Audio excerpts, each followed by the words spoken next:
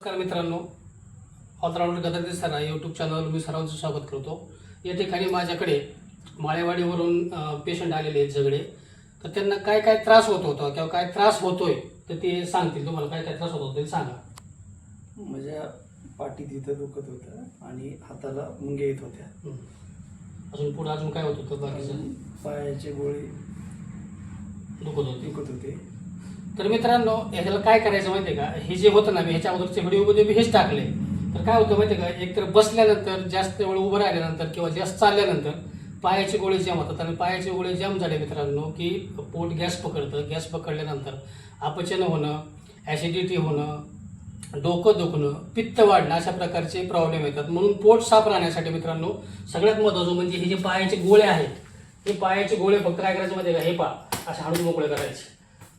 कारण हे जाम झाल्यानंतर पोटामध्ये गॅस होतो आणि तो गॅस ज्या वेळेस आपण कुठलंही काम करत असेल किंवा पटकन उठलं, कुठली एखादी पाण्याची बादली उचलली किंवा पटपट चाललो तर चमक भरते. आणि चमक जी भरते मित्रांनो, तर आपला जो हा भाग आहे ह्या भागामध्येच भरते पहा मित्रांनो. म्हणून ह्यांना ट्रीटमेंट काय करायची हे मी प्रॅक्टिकली दाखवतो की जेणेकरून ते बघून तुम्ही सुद्धा तुमच्या घरी उपचार करू शकता. मित्रांनो, हातामध्ये हा एक पॉईंट आहे. हातामध्ये जर कुठं दुखत असेल तर हे पहा, ह्या ठिकाणी ह्या बोटाचे आणि ह्याच्यामध्ये एक पॉईंट आहे पहा.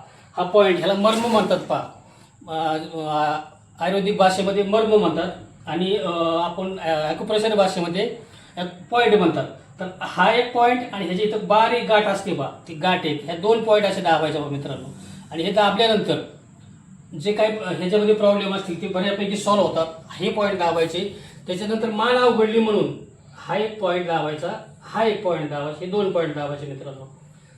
त्याच्यानंतर हे पॉईंट दाबल्यानंतर आपण जर असं पकडलं पहा ह्या बोटाला आणि ह्या बोटाला, तर पाठीचे मणके मोकळं होतात मित्रांनो. हे दोन्ही हाताचं करून घ्यायचं. ते झाल्यानंतर इथं आपण घड्याळ घालतो बघा, घड्याळाचं एक बारीक हाड आहे, त्या हाडाच्या शेजारी बारीक खड्डा असतो पहा, त्या खड्ड्यात जरी आपण पॉईंट दाबला तरी आपले कमरेचे जे प्रॉब्लेम आहेत मित्रांनो ते बऱ्यापैकी सॉल्व्ह होतात. त्याच्यानंतर ह्या ठिकाणी मी तुम्हाला मागच्या व्हिडिओमध्ये दाखवलेलं आहे पहा, ही जर मधली ही जर शिर आपण पकडली तेव्हा मधलं बोट बरोबर हलतं बा मित्रांनो. आणि ही शिर पकडली तर पूर्ण मनगट हलतं बा मित्रांनो. ही तर हे केल्यानंतर फक्त ह्या बोटाला असा घट्ट पकडायचं आणि असा वर्किंग द्यायचं बा मित्रांनो. असं दिल्यानंतर अशी बोटं मोडायची आणि कणगळी पकडल्यानंतर ह्या ठिकाणी एक नस आहे पहा बारीक, ती नस दाबायची आणि पूर्ण दाबत दाबत खाली आणायचे पहा. अशी खाली आणल्यानंतर हे पहा बोट सुद्धा सरळ होणार नाहीत लवकर मित्रांनो, एवढं जाम होतं. ह्या नसा कशा फुगलेल्या आहेत मग. आणि ज्यावेळेस आपण प्रेशर करतो मित्रांनो त्यावेळेस एअर येत असतो आणि ज्यावेळेस एअर आलेला आहे आपण ज्यावेळेस अशी बोटं ओढतो त्यावेळेस तो एअर हा बाहेर पडतो आणि आपल्याला वाटतं की हाडं मोडली किंवा हाडातून आवाज येतो. तर हा एक झाला हाताचा पॉईंट. त्याच्यानंतर ह्या ठिकाणी पकडायचं पहा मित्रांनो. असं इथं पकडल्यानंतर हा व्यायाम द्यायचा पहा मित्रांनो. हा व्यायाम द्यायचा. हा व्यायाम दिल्यानंतर बोटं जुळवायची अशी पहा आणि ह्या ठिकाणी ठेवायचं असं पहा. ज्यांना एक हा प्रॉब्लेम असेल मित्रांनो, पाठीचा असू द्या, मानेचा असू द्या, कुठलाही असू द्या, हाताचा असू द्या, तर हे जे आहे ह्याला पूर्ण असं वर्किंग द्यायचं बा मित्रांनो. सकाळी संध्याकाळी जर हा व्यायाम केला तुम्ही तर बऱ्यापैकी तुम्हाला हे प्रॉब्लेम सॉल्व्ह होतील. त्याच्यानंतर मी ह्याच्या अगोदरच मित्रांनो पेशंटला ट्रीटमेंट केली. तर हे मागच्या व्हिडिओमध्ये टाकलं होतं.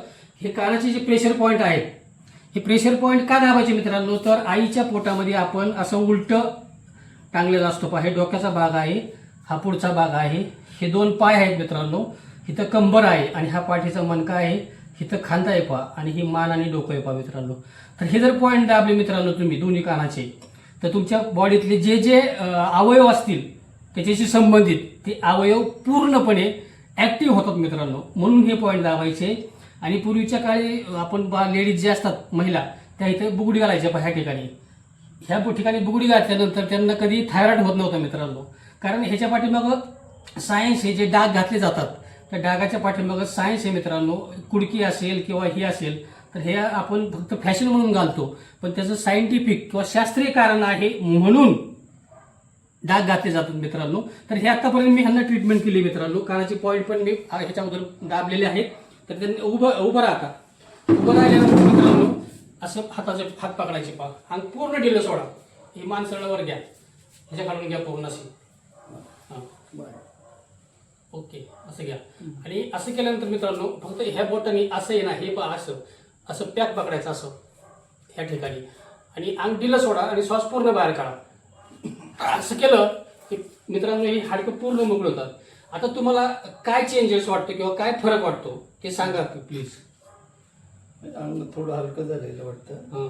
आणि इथं पण थोडासा फरक जाणवलाय. आणि मित्रांनो हे एका वेळेस होणारी गोष्ट नाहीये, पण त्यांना कमीत कमी मी म्हणतो 100%तला 30% तरी निश्चित फरक पडलेला आहे. तर माझा जर व्हिडिओ आवडला मित्रांनो तर लाईक करा, शेअर करा, सबस्क्राईब करा, जेणेकरून हा व्हिडिओ बघून सुद्धा एखाद्याला जर उपचार केले तर फरक पडू शकतो मित्रांनो.